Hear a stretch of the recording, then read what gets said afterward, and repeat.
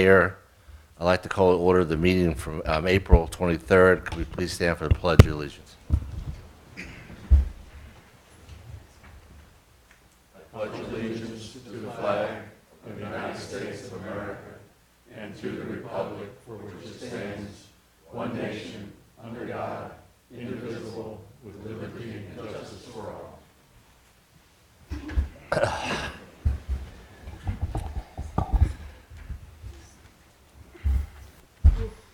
This is how we're going to run this meeting today. We're going to introduce the candidates, and then I'll have 5 minutes to tell the town about themselves. And then we have about 8 questions from the citizens of Sunset Beach. And then at that time, after those 8 questions are answered, we have questions coming from the council. Council, I like to limit that to 2 questions per council person. And how are we going to determine first? Whose resume came up first? Dave? All right. Dave, could you come to the podium, please? State your name and address. Good evening, everybody. My name is Dave Marsland. I live at 910 Oyster Point Drive in Sunset Beach. I put in to become mayor. I'm the one who you might have seen on YouTube who said I had been thinking about it, but my wife would probably require me to get a brain scan done. She didn't require that, and she used to work, she did 40 years in radiology, and I trust her judgment. She said that they probably wouldn't find anything anyway. So anyway, I saw an opportunity to apply for mayor. I've been following the meetings on YouTube, and I've been coming to a lot of meetings in person. I've also been coming to the budget meetings, and I appreciate the opportunity to be able to be standing in front of the public tonight and the council persons. My background is I was a firefighter paramedic for the state of Connecticut for about 23 years. I was a paramedic when Gage and DeSoto were still on TV and not in reruns yet. That was a long time ago. That was on that show Emergency. We were the only paramedics in the state of Connecticut. We were the first ones. Had a wonderful career. Moved from Connecticut to Cape Cod. I became a selectman in the town of Harwich, Massachusetts, and that was a waterfront community. We had our own issues with dredging and harbors and all the issues that everybody has in a waterfront community.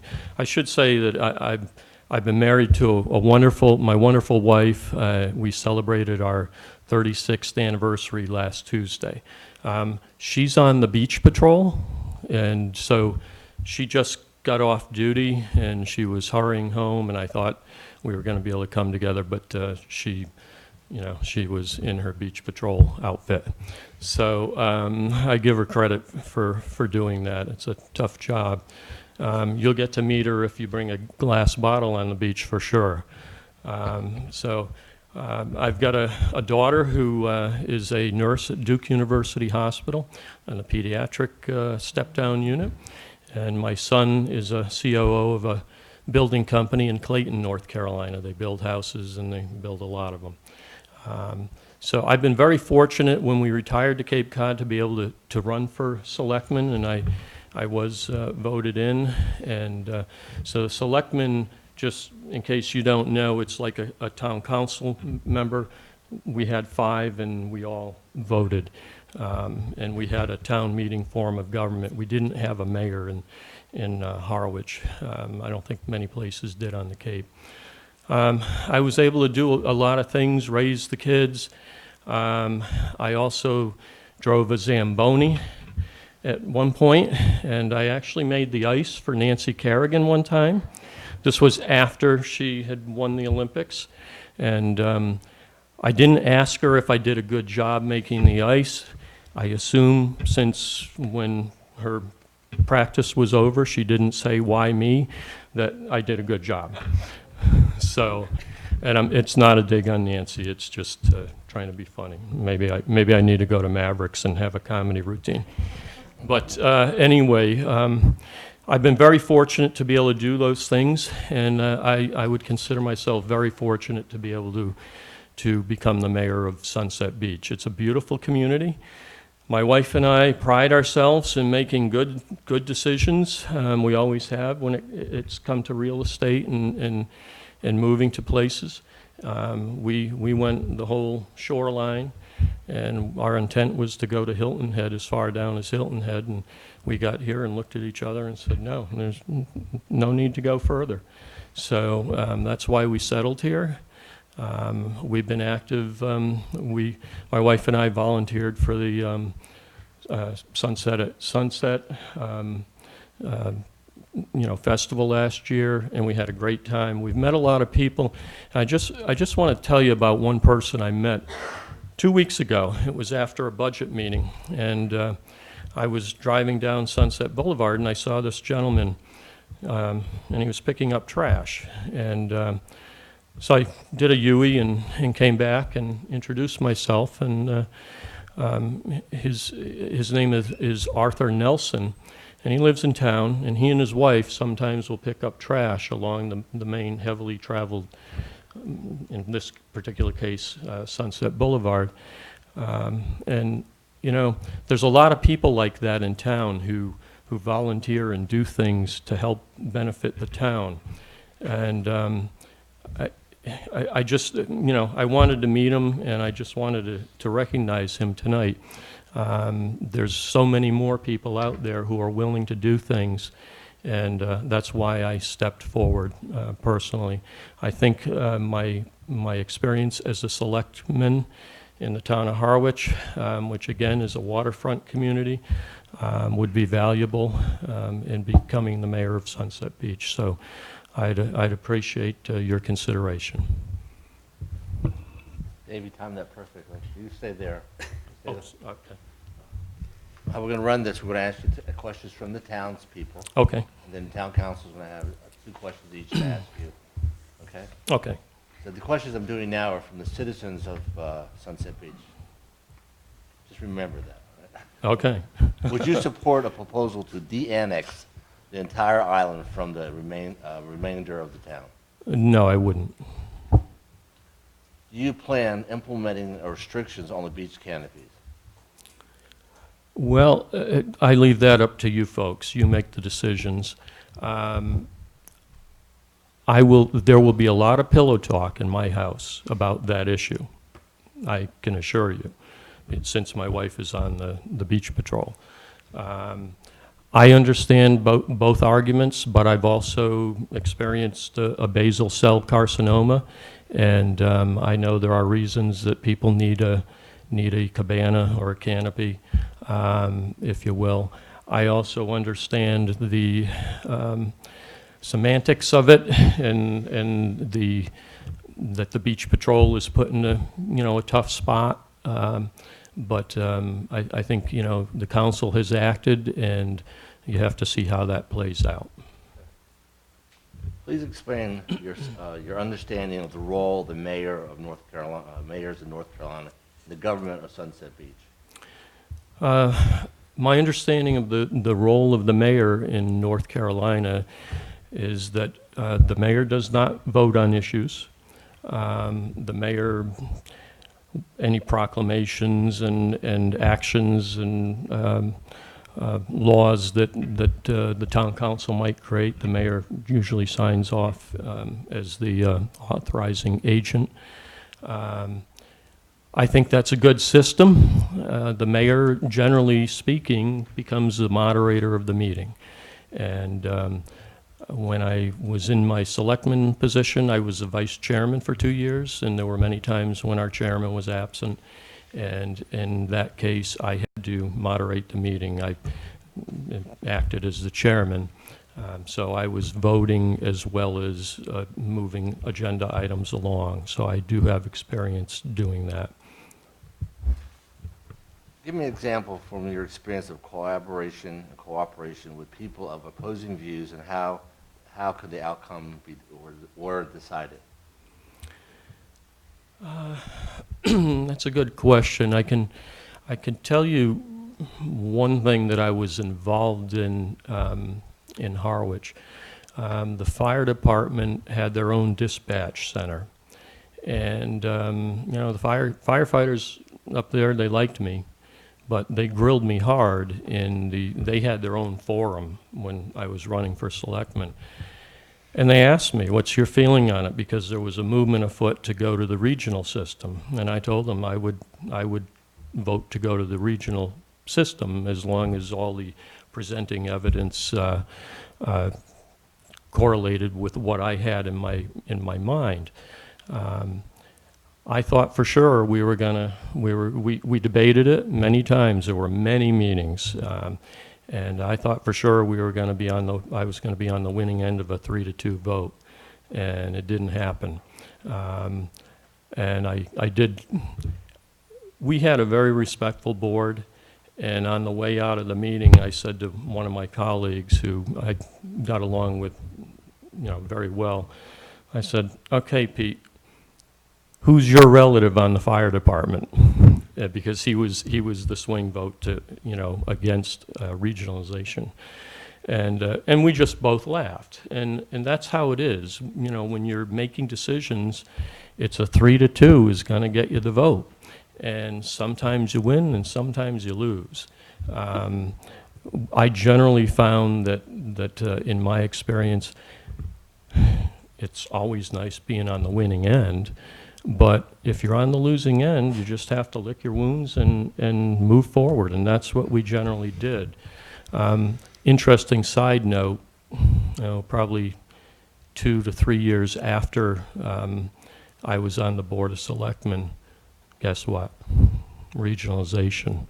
And they didn't like it, but it worked out, and it saved the town a lot of money, and that's what my goal had been.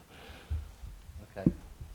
Explain how you will address the current dysfunction in the dysfunctional environment at the town council. How would you improve, and how would the council members work together better? Wow, that's a question and a half.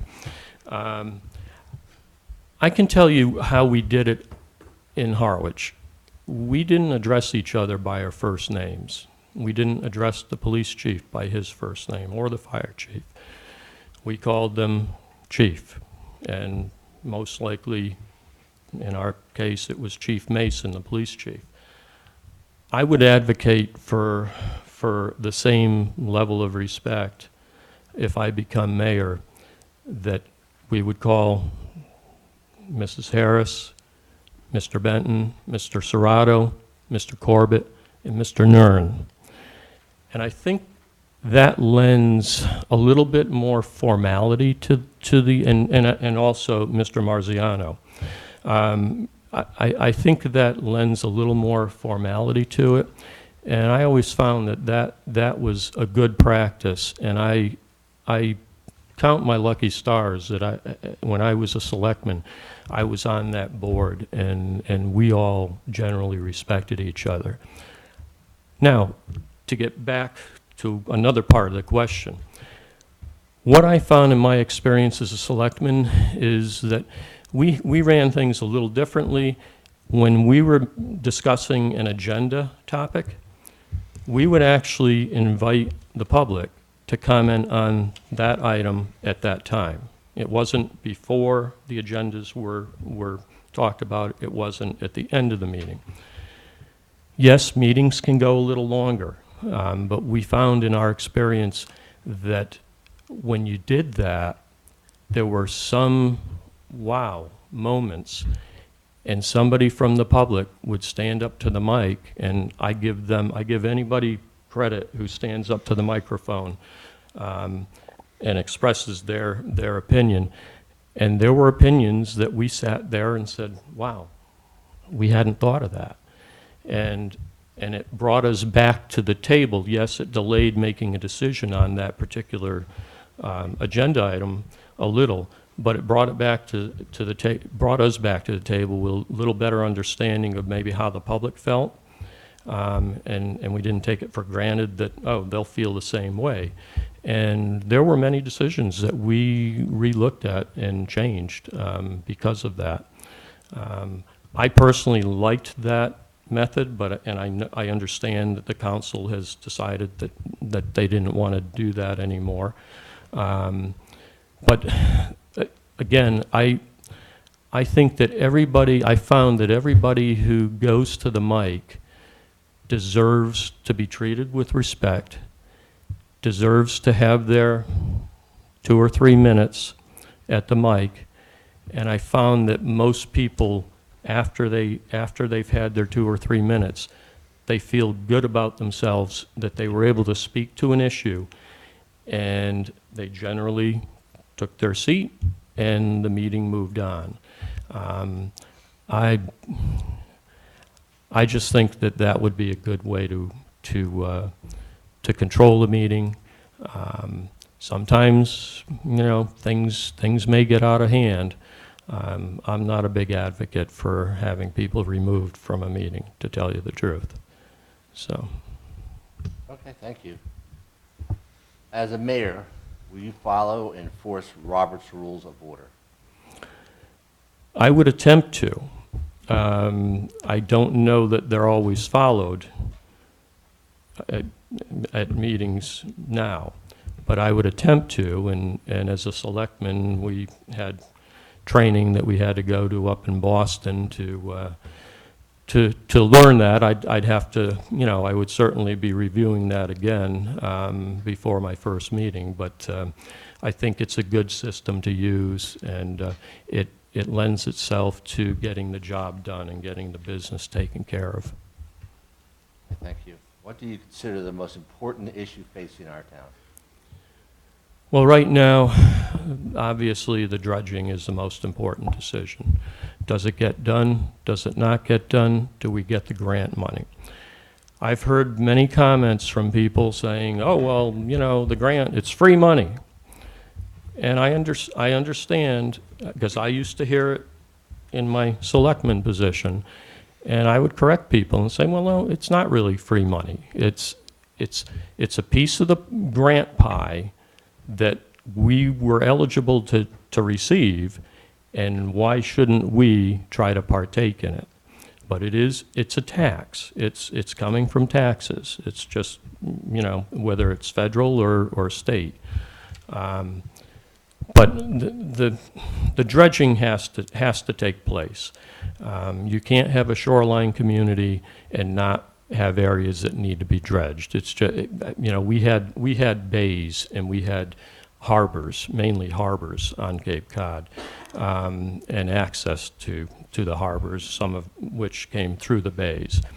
That had to be done, and if you don't do it, it costs you more money in the long run because it fills in more, and now you've got to get a more specialized permit, at least up there, to remove, however many hundreds of, cubic feet of more dredge spoils. And then you've got to find the place to put them, and it complicates the issue if it's a long delay in getting it done. And yes, the argument has been made that, well, now, once you dredge a certain channel, it's going to have to be maintained every 4 or 5 years, and that's entirely accurate. But I hate to say it, it's the price you pay for living on the water. And I don't live on the island, but I understand, and I believe most of my neighbors do, that if you don't dredge, the property values are going to decrease. And other areas around here, they have a little ocean isle. They have a little bit different canals that they're cement lined, and so there's probably not as much erosion from the side banks. I don't know all the science of that. I'll tell you honestly, up in Harwich, you never would have seen concrete lining the banks. It would have been a cold day in hell by the time you got a permit to do that up there. But I just think that it's the most important issue right now is to get the dredging done and take advantage of the grant that we actually, do deserve because we're qualified to get. And so it's too bad that it hasn't happened to this point as of yet. I agree. Last question, how will you improve the town's image?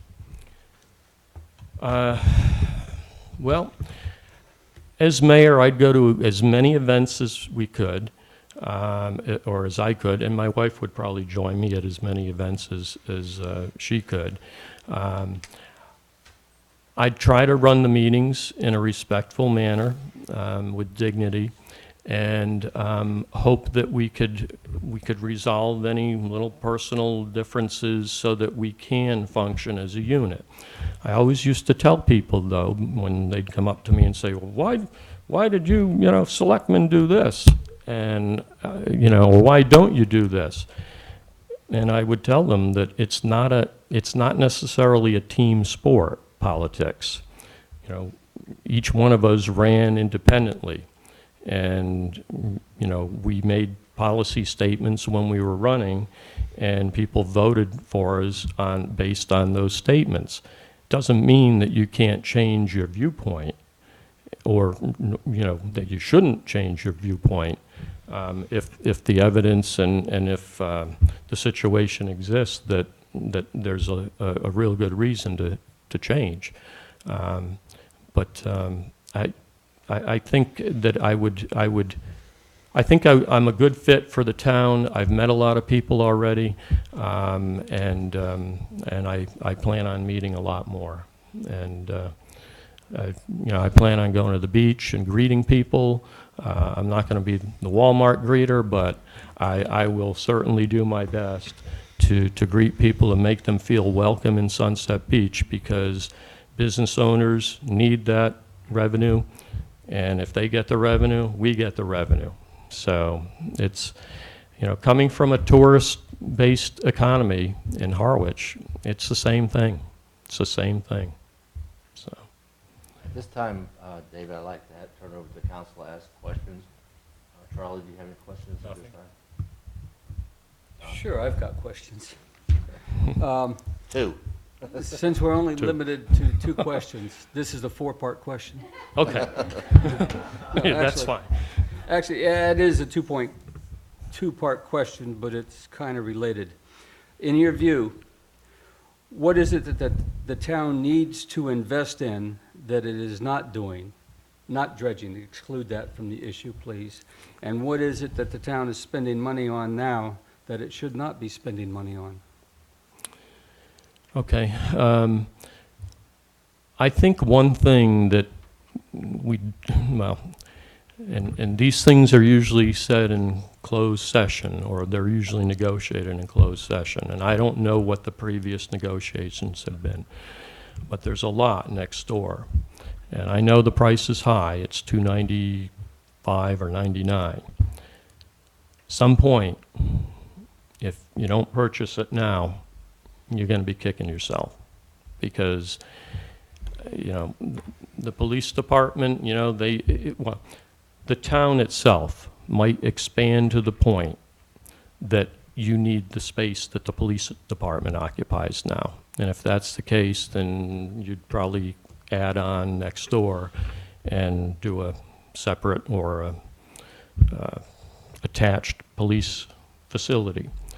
They're not making any more land, and it's there for the taking. One thing, and I don't know what's been negotiated, but I know a few times in Harwich, we actually asked landowners if we could have first right of refusal if an offer came in, and they generally agreed.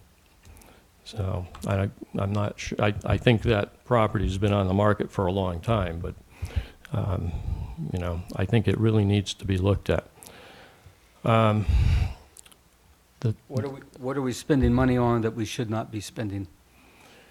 Well, I'll ask you, because I've been attending all the budget meetings, and this probably won't, well, there'll probably be pillow talk about this, but it probably won't go over well. But I know the fire tax situation.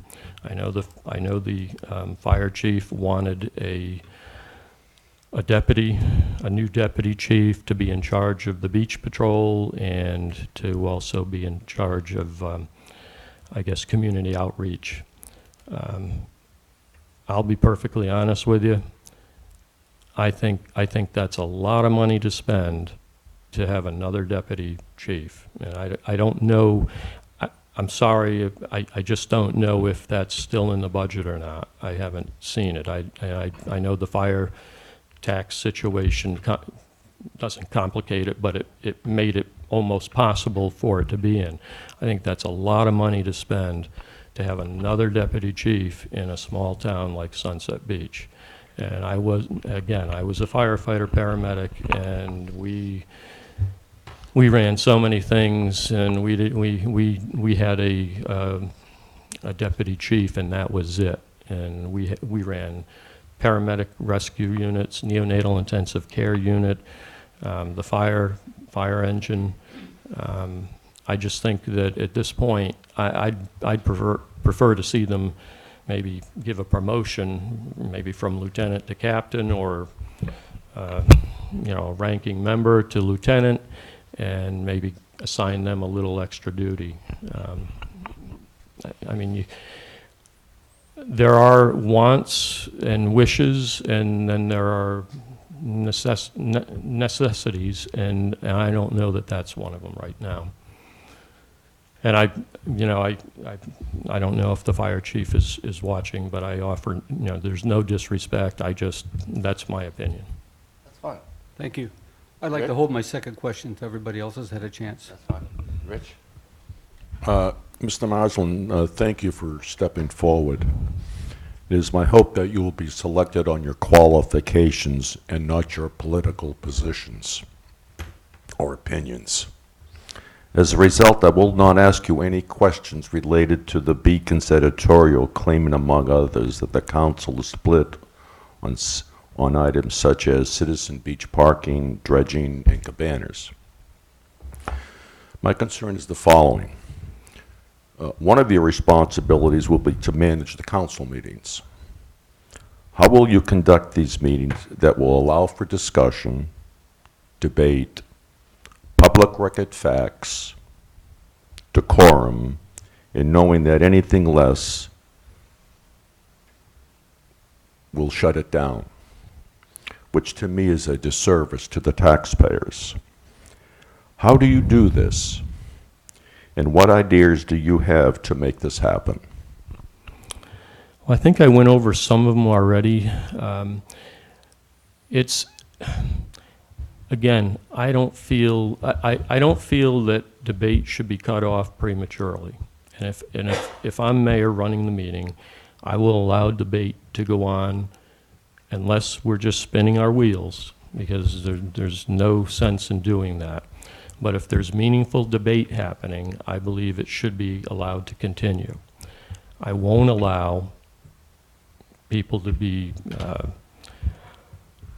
out of control, criticizing other councilmen, because you were all elected to do your job, and you all may have varying opinions. So I think they should be expressed. That's the whole idea of democracy. You ran, you got voted in, and I don't want to be one to prohibit anybody from their viewpoints. However, if it gets nasty, if it gets disrespectful, contentious, I'm not going to allow that. And I will tell you right now, it's a two-way street, okay? I can do my best, but if the council members aren't doing their best, then it may not work. And as much as I'd love to be mayor, if you all don't feel that you can change, then, please don't select me. I think I can run the meeting in an orderly manner with dignity and respect, but I need it back. So.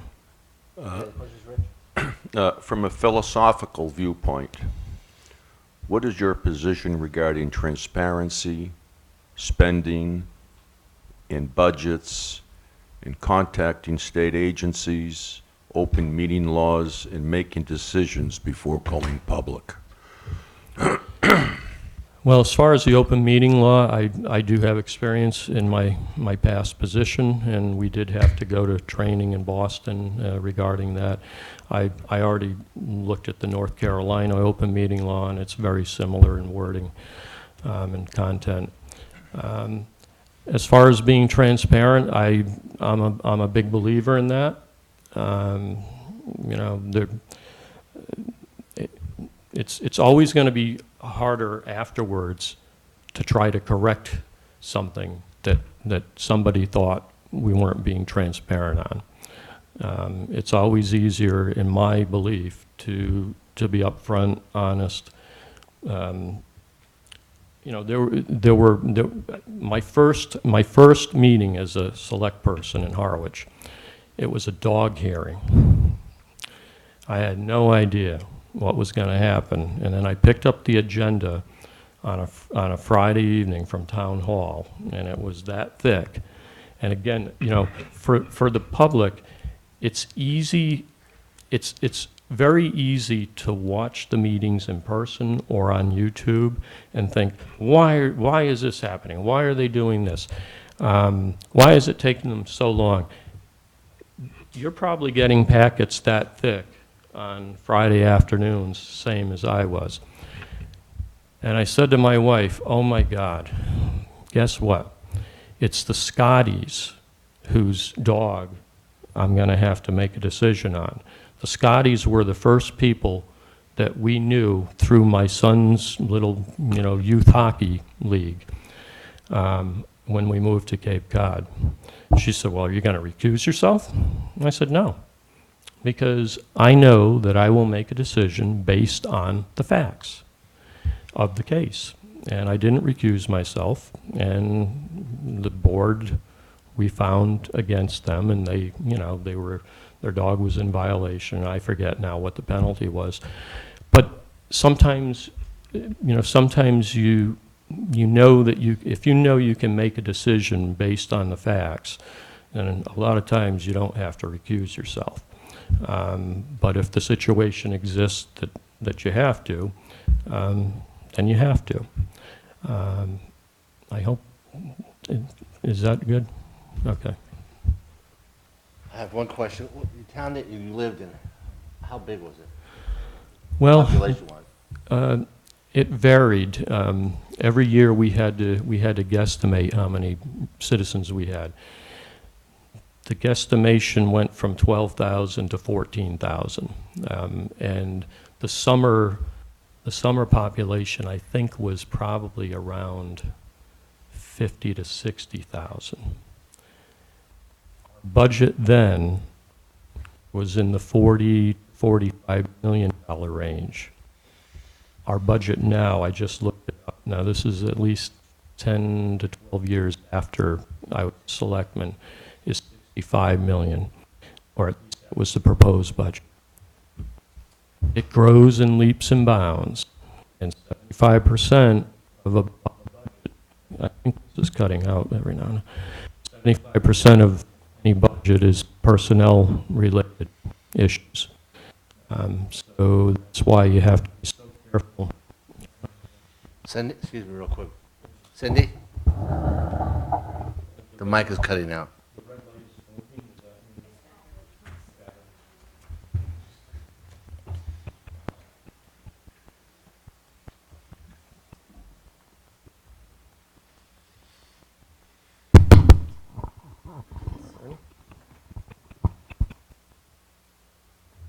So 75% of our budget was personnel related.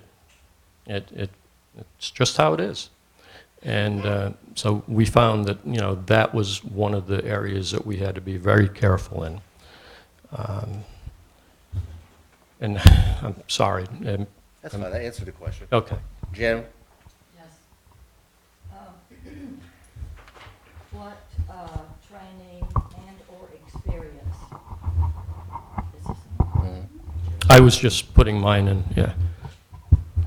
do you have in conflict resolution and acting as a facilitator?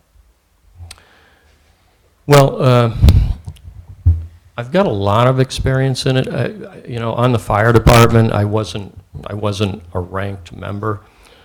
They had made those selections prior to me being hired, and we were a small department, and, you know, vacancies in administrative didn't happen that often.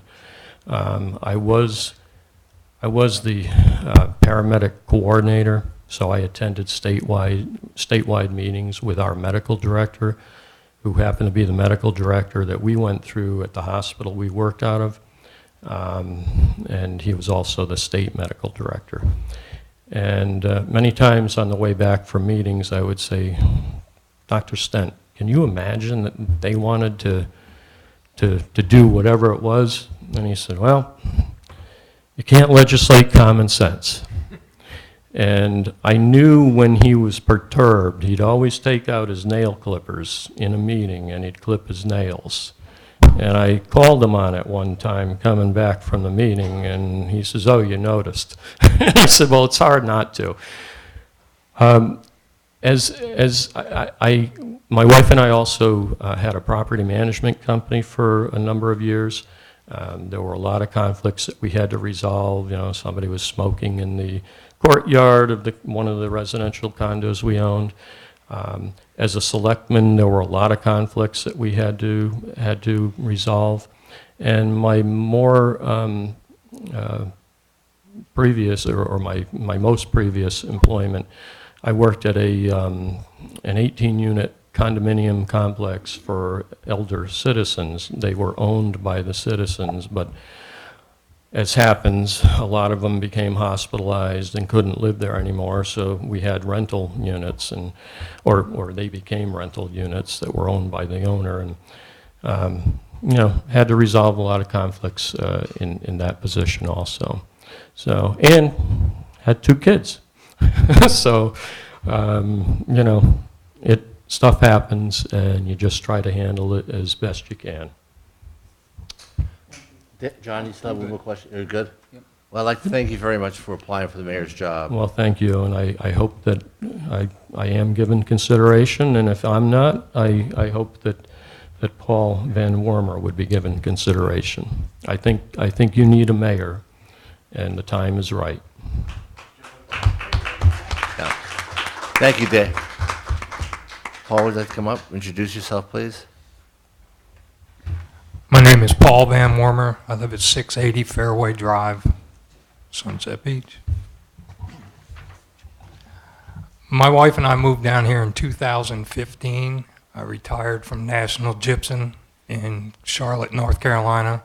I worked for 10 years in New York for the same company, National Gypsum.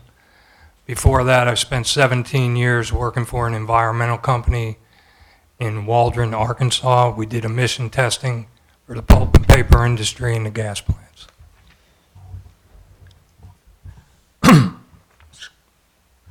I'll just read this because I took the time to write it. After careful consideration and living in Sunset Beach since 2015, I am applying for the position of mayor. Sunset Beach is where my wife and I purchased our home for retirement, and we are very happy and proud to be a part of the community. It is my sole intention to represent all residents of Sunset Beach in a fair and balanced way. I will make myself available to all residents so their concerns will be heard. I also plan, this is something I am very committed to, as I feel I will be a great asset to the town of Sunset Beach. I believe being chosen for this position would be an honor and should be met with 100% commitment.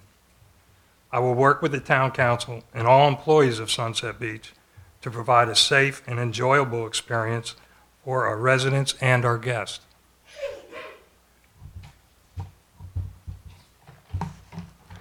My many years of production management experience and supervisory skills have afforded me the ability to interact positively with employees at various levels. This experience, along with my military service, has provided me the ability to be a decision maker and effective communicator with a very diverse team of leaders. Some of the schools and workshops I've attended that would have a little bit of bearing on this job. 40-hour workshop, Total Quality Management. A Phil Cosby 3-day workshop, Just in Time. A Fred Pryor 5-day workshop, Project Management. A Fred Pryor 5-day workshop, How to Facilitate a Meeting and Get the Participants Involved. Blessing White workshops, How to Control Your Workday, How to Manage Difficult People, Stress Reduction Workshop, In Service of Excellence, Time Management Workshop, How to Delegate Work and Ensure It's Done Right, Conflict Resolution Workshop, Improving Teamwork Workshop, Solving Organizational and Personal Problems. And with that, I'm ready for your questions. Paul, I'm going to ask you the same questions I asked David. And the first question is, would you support a proposal to de-annex the entire island from the remainder of the town? No. Thank you. And again, these are citizens' questions, not the council's questions. Do you plan on implementing or restricting on the beach canopies? Well, for one, I don't have a vote. Second, I don't like the way it's written now. I think you're forcing 75 and 80-year-old men to go out there and put up canopies. It's just not a safe thing to do. I think we either should allow them or we should disallow them. But right now, we're just kind of kicked it down, put this thing in, and we're in the middle. It's really not making anybody happy. Okay, thank you. Please explain your understanding of the role of mayor in North Carolina in government at Sunset Beach. The mayor of North Carolina, Sunset Beach, is an ambassador to the town. He runs the meetings, but he has no vote. So he's just there to make sure that the meeting stays on track and all the participants get involved in the discussion. The mayor also needs to be out and about. The mayor needs to be seen. He needs to answer any question that a resident has, whether that be at the beach, at the food line, it doesn't matter. He should be readily accessible. Okay, thank you. Give me an example for your experience of collaboration and cooperation with the people of opposing views and on how outcomes were decided. With people with the opposing views, you have to understand their view before you can get in there and negotiate. You have to know where they're coming from. Everybody has a different opinion. Everybody feels strongly about that opinion. So, but if you can get those two people together, or three, and work it out between you before you get to the meeting, doing it at the meeting and dropping bombshells does nobody any good. It just doesn't do anybody any good. Everybody should have a heads up on what's going to be discussed at the meeting, and that way they can already give it some thought, and then they can act on it. But you can't expect people to act in a civilized manner when they get things dropped on them at the last minute, and now you're supposed to discuss it. It shouldn't be allowed. Good answer. Please explain how you will address the current dysfunctional environment on the council and how you would improve how the council members work together. Well, that comes right back to it, and I think Dave said it, best. It's a two-way street. It's the mayor and the council people. I mean, if you can't go out there sniping at each other and trying to make each other look bad in front of the public, I don't think that does anybody any good at all. So that part of it, is more or less on the council members. They have to, act right and be civilized. I mean, we're all grown-up people here, and I don't think it would be that hard. I would have a separate meeting with every individual and tell them what I expect out of them at the meeting, at the council meetings. And I would hope that they would just stay within the rules. but you can't go flying off the handle. It's like any job. Once you lose your temper, it's over. You've already lost the war. So you have to stay calm, no matter what the situation. If you lose your temper, it's pretty much over because you're the mayor.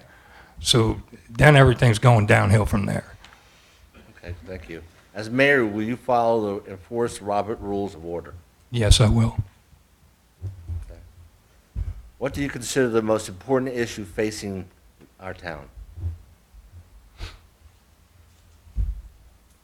Dredging is important. I don't live on the island, but I'm fully for dredging.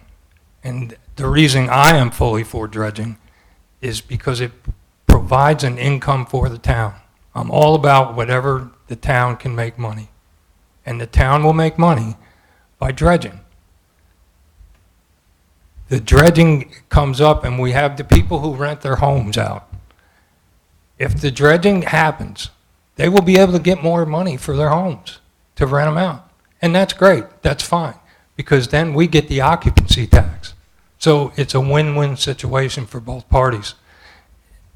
I hear a lot of negative things about this dredging come up, about the people who live on the island that are directly affected by this dredging. Well, their property values are going to go up, and that's not fair. But I haven't heard one person say their property values are going up, but they're also paying $5,000 to have this done. Nobody says that part of it. So it's really, yes, their property values are going up, but they're also paying for that. They're kicking in their own money. The town reaps the benefits of the occupancy tax. They reap the benefits of having it dredged. It's a win-win situation for the town. Thank you very much. Last question. How will you improve the town's image? By being out there and being seen by the people, you won't see me on the TV channel on the news. You won't see me writing letters to the editor in the paper. That's just not how I do business. If I'm going to have something to say, I'm going to say it to everybody here. I won't go talking to the news people, getting in on the paper editorials. I just don't think it's productive for any member of the town council to do that. Now, the people are free to do whatever they want. They can do it if they like. But to be a member of the town council, I don't think that's productive. Thank you. This time we'll have the council ask you questions, okay? Paul? Charlie, you have any questions? Nothing? John? I'm going to ask the same question. You've had a chance to think about it a few minutes now. so- I've already forgot it. I wish you would have told me that. Well, wait a minute, it was a key question here. No, what does the town need to do to invest in that it is not investing in, not counting dredging? And what is the town spending money on that it should not be spending?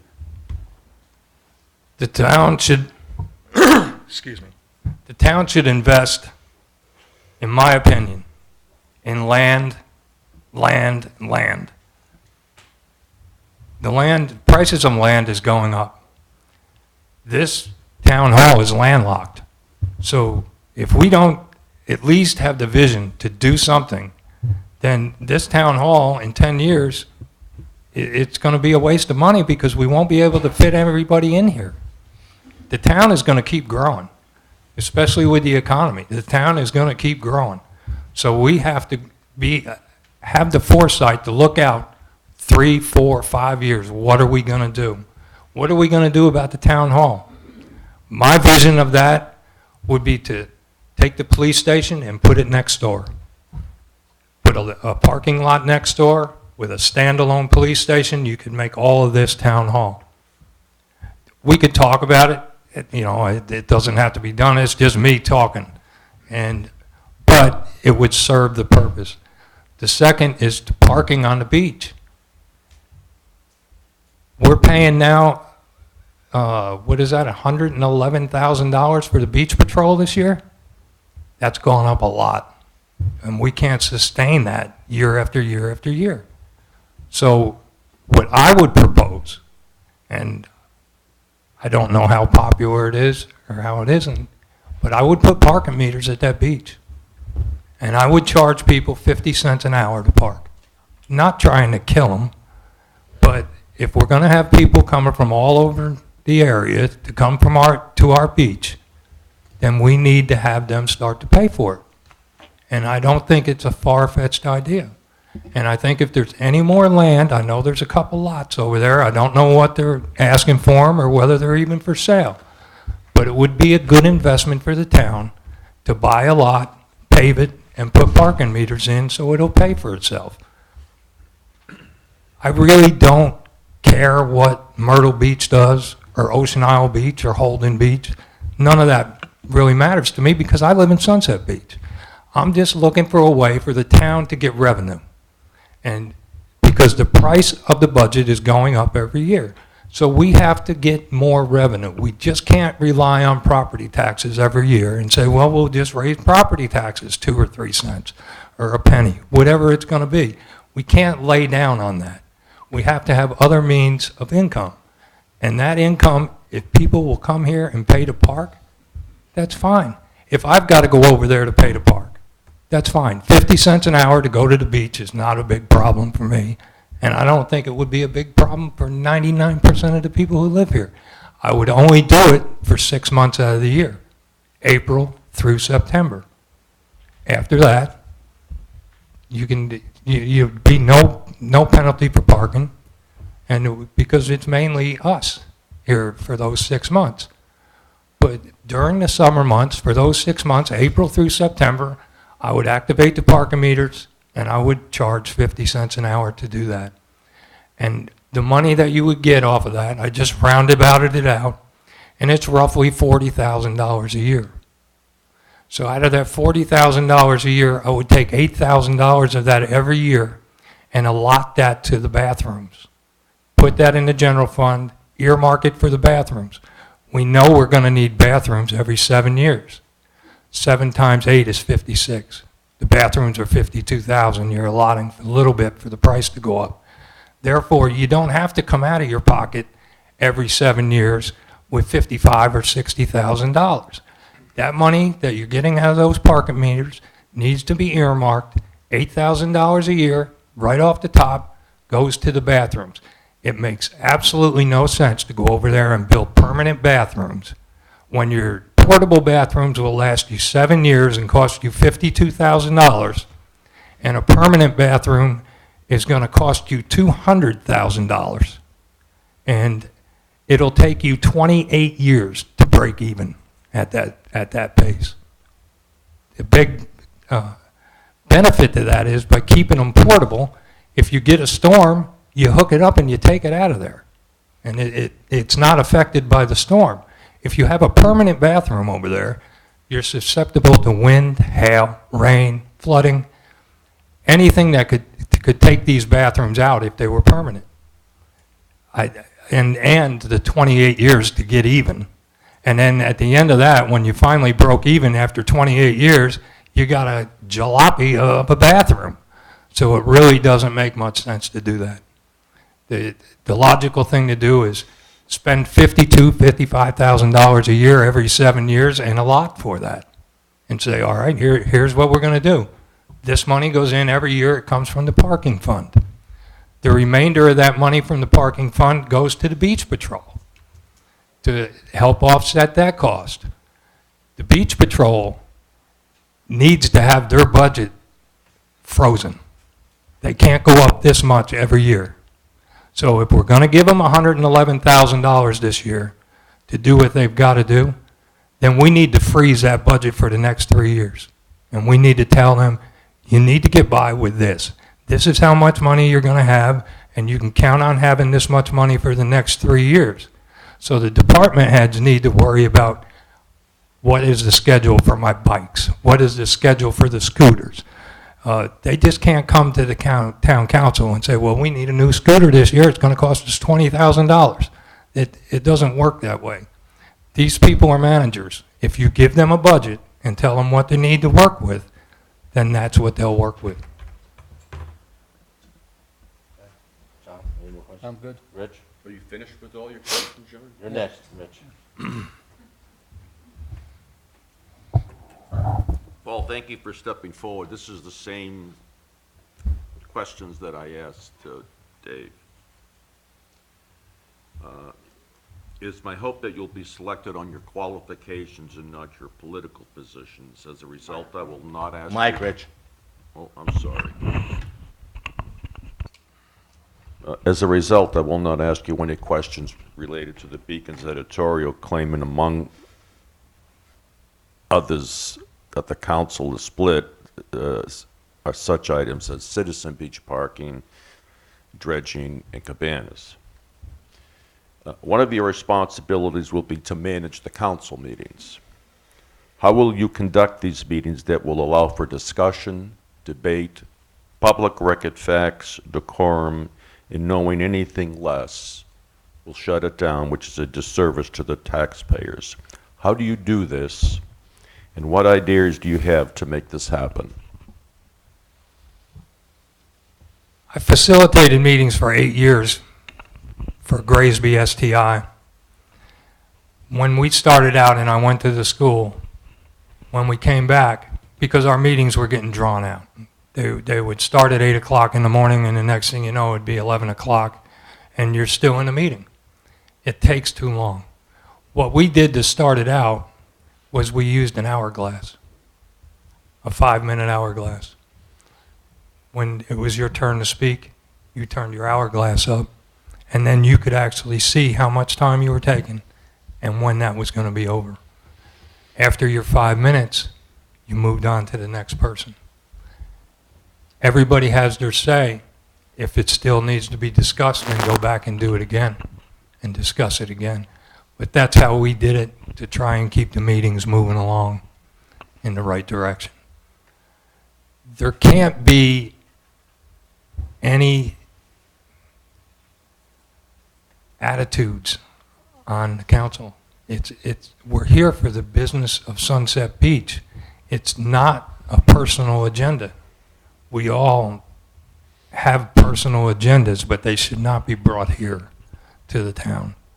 The town should be not, the council should not be politicking in any way at a town council meeting. The town council meeting is to do the town's business, and that's what it should be left to, the town's business. And when everybody walks out of here, we should be able to walk out of here as friends. As sometimes I look at the meetings and I don't even think you like each other. And it's sad to see that the 5 people who run this town might not even like each other. And that is a sad state that we're in. I would try to mend those bridges, because if you can't work together, if you have 5 people in the boat and 3 of them are rowing on one side and the other 2 are taking the time off, you're going around in a circle. And we need to get pointed in the right direction. I mean, it's a beautiful town. Look at the town we have. I mean, I came here, we spent our whole summer going from Wrightsville Beach to Georgetown and staying every weekend in a different place just to see what the town was like. And it was absolutely, positively a no-brainer. You could not find a better place to live here. The taxes are low. The people are very nice. I play golf with a bunch of very nice people. You couldn't ask for a better place to live. Now, the only drawback is on a better place to live like here, and you have low taxes, is, you know, you have to deal with the tourist 4 or 5 months out of the year. It's the price we pay for having low taxes and good facilities, is to have the tourist here. My only thing was, I think the tourists could pay a little more. I don't think that park and charging people to park is a travesty. I just think it's the way to go about doing that. I haven't heard it brought up at all. I did go back and look, and I could see that parking has been brought up here since 2011. Right after the bridge was opened in 2010, the parking issue has come up since 2011. I don't see anything being done about it. I know Ms. Harris has some work that she's working on. I'm anxious to see it, because I think it's something that we need to put to bed. Get something done and put it to bed. The same as the dredging. We need to get it done and put it to bed. And that way we don't fight about it every 2 weeks. Paul, from a philosophical viewpoint, what is your position regarding transparency, spending, budgets, contacting state agencies, open meeting laws, and making decisions before going public?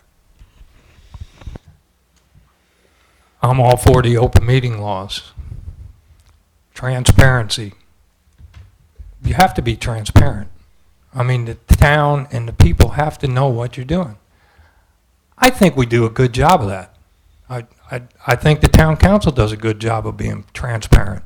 I see all the accusations, see these things going around, but, I mean, you're not telling me anything that I didn't already know, and I'm in the audience. So it is transparent. I see that.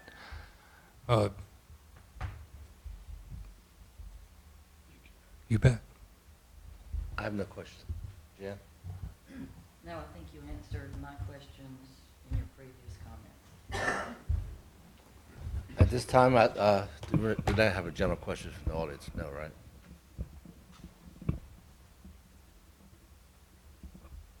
I don't know what you have decided to do. This Well, we was used just to the- be a public forum, and the audience was to submit questions, Plus, and we get every question that was submitted to us, y'all have asked. okay. So, Well, I'd like to thank both candidates. Yes, Dave?